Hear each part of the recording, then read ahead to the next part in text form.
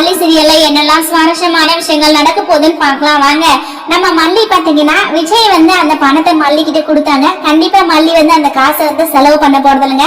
ஏன்னா ஒவ்வொரு டைமும் வந்து ராஜேஸ்வரி கிட்ட தான் பணம் வாங்கிக்கணும் அப்படின்னு சொல்லிட்டு ராஜேஸ்வரி சொல்லிட்டு இருக்காங்க. சோ விஜயோட ஞாபகார்த்தமா அந்த காசை பாத்தீங்கன்னா மல்லி அவங்க கிட்டயே வச்சுக்க போறாங்க. அது மட்டும் இல்லாம இப்ப வெண்பா வேற வந்து டாடா கிட்ட சொல்லிட்டு இருந்தாங்க, மல்லியம்மாவை நீங்க கூட்டிட்டு போங்கன்னு சொல்லிட்டு.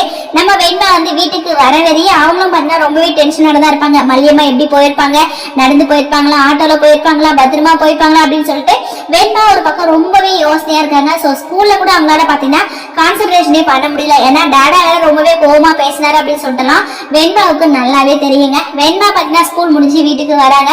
வீட்டுக்கு வந்ததுமே மல்லியம்மா எங்க இருக்கீங்க, வந்துட்டீங்களா அப்படின்னு சொல்லிட்டு தான் வெண்பா வந்து மல்லியை தேடிட்டு இருக்காங்க. ராஜேஸ்வரி ரஞ்சிதா ரெண்டு பேரும் சோஃபால தான் உட்கார்ந்துட்டு இருக்காங்க. அவங்கள என்ன ஏதுன்னு சொல்லிட்டு கூட நம்ம வெண்பா கண்டுக்கலங்க.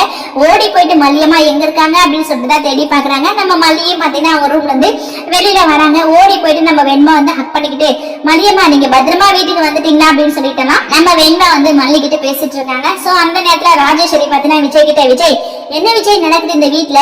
வெண்பாவுக்கு நான் அத்தையா இல்ல அந்த மல்லி அத்தையா? நான் இங்க உட்கார்ந்துட்டு இருக்கேன் குத்துக்கல்லாட்டம், என்கிட்ட ஒரு வார்த்தை கூட பேசாம மல்லியம்மா எங்க மல்லியம்மா எங்கன்னு சொல்லிட்டு மல்லி பின்னாடியே சுத்திட்டு இருக்கா. என்ன விஜய் இங்க நடக்குது? அது மட்டும் இல்லாம அந்த மல்லி எப்படிப்பட்டவன் சொல்லிட்டு உனக்கு தெரியுமா? இங்க உங்க கூட வந்துட்டு கடைசியில வரும்போது வேற யாரு கூடய கார்ல வந்து இறங்குறா, என்ன நடக்குது இங்க அப்படின்னு சொல்லிட்டு ராஜேஸ்வரி சொல்றாங்க. விஜய்க்கு எதுவுமே புரியல. அக்கா என்னக்கா சொல்ற, கார்ல வந்து இறங்குறாளா அப்படின்னு சொல்லிட்டு விஜய் கேட்க, அப்பதான் ராஜேஸ்வரி பாத்தீங்கன்னா ஆமா எவனோ ஒருத்தவங்க கார்ல வந்து இறங்குனா, எங்க கிட்ட என்ன ஏதுன்னு சொல்லிட்டு சொல்லல. கேட்டா ரொம்பவே திமிரா பேசிட்டு அவ பாட்டு ரூமுக்கு போயிட்டா. இந்த வீட்டுல யாருக்குமே கேட்கறதுக்கு உரிமையே இல்லையா? அவன் எங்க வேணா போவா, எங்க வேணா வருவா.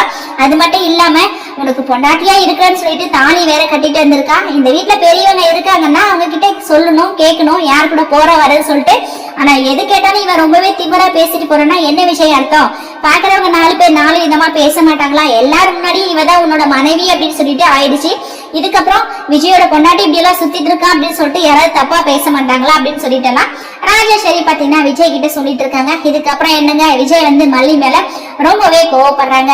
அப்படியாக்கா நான் உடனடியா அவகிட்ட கேட்கறேன் அப்படின்னு சொல்லிட்டு விஜய் பாத்தீங்கன்னா மல்லி மல்லின்னு சொல்லிட்டு ரொம்பவே சத்தம் போட்டுட்டு ரூமுக்கு போறாருங்க. வெயிட் பண்ணி பார்க்கலாம் என்ன நடக்க போகுதுன்னு சொல்லிட்டு. இந்த வீடியோ பிடிச்சிருந்தா மறக்காம நம்ம சேனலை சப்ஸ்கிரைப் பண்ணுங்க. தேங்க்யூ.